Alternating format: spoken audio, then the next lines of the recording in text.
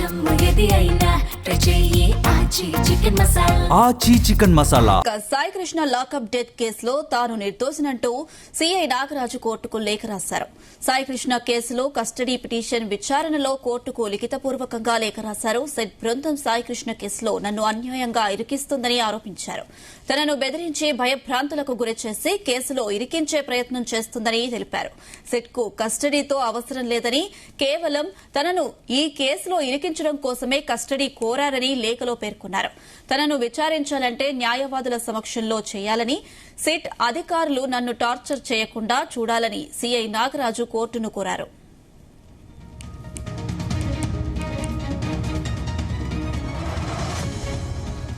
రెడ్డి అంశం సంబంధించి మరిన్ని అప్డేట్స్ మా ప్రతినిధి నాగేశ్వరరావు అందిస్తారు. ఎస్ నాగేశ్వర్. ఆంధ్రప్రదేశ్ రాష్ట్రంలో సంచలనంగా నిల్చున్న rowdy sheeter Gade Sai Krishna missing and murder కేసుకు సంబంధించి పెద్ద ఎత్తున కూడా ఆరోపణలు వస్తున్న పరిస్థితి ఉంది సిఐ నాగరాజు మీద.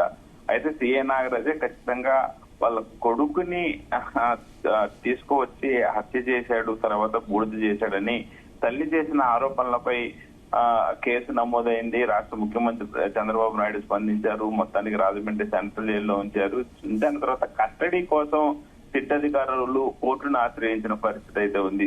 కస్టడీ కోసం కోర్టును ఆశ్రయించడంతో సిట్ అధికారులు ఇక్కడ షాకింగ్ పరిణామం చోటు చేసుకుంది. అవాక్కైపోయే పరిస్థితి సిట్ అధికారులదైంది. అయితే ఈ సమయంలోనే ఆ వీడియో కాన్ఫరెన్స్ ద్వారా సిఐ నాగరాజుని విచారిస్తున్న సమయంలో ఆ కోర్టు జడ్జికి సిఐ నాగరాజు విస్తుగొల్పే విషయాలు తెలిపారు.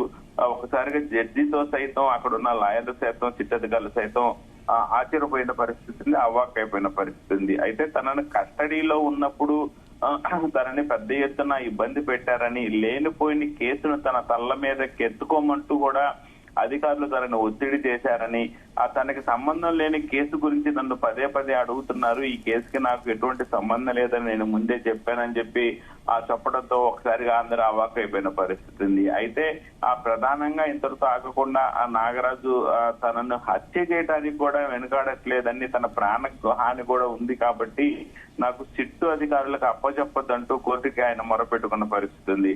అయితే సిట్టు బృందం సాయి కృష్ణ కేసులో తనను అన్యాయంగా ఇరికిస్తుంది అంటూ జడ్జికి చెప్పుకోవడంతో తను ఏమి చెప్పాలనుకున్నది మొత్తం కూడా లిఖిత పూర్వకంగా కోర్టుకి అందజేయమని జడ్జి చెప్పడంతో నాగరాజు లిఖిత పూర్వకంగా కోర్టుకి అందజేసే పరిస్థితి అయితే ఉంది. తనని స్టేషన్ లో ఏ రకంగా ఇబ్బంది పెట్టారు ఏందనేది. అయితే లిఖిత పూర్వకంగా సిఐ నాగరాజు కస్టడీ పిటిషన్ పై విచారణ, దానికి సంబంధించి విచారణ ఏం జరిగిందని మొత్తం కూడా రాసినప్పుడు ఆ సిట్టు బృందం సాయి కృష్ణ కేసులో బలవంతంగా నన్ను ఇరికించాలని చూస్తున్నారని, ఆ రకంగా నన్ను ఇబ్బంది పెడుతున్నారంటూ కూడా రాశారు. నన్ను బెదిరించి భయభ్రాంతులకు గురి చేసి కేసులో ఇరికించే ప్రయత్నం సిట్టు చేస్తుందంటూ కూడా ఆయన ఆ జడ్జికి లిఖిత పూర్వకంగా ఫిర్యాదు చేసిన పరిస్థితి ఉంది.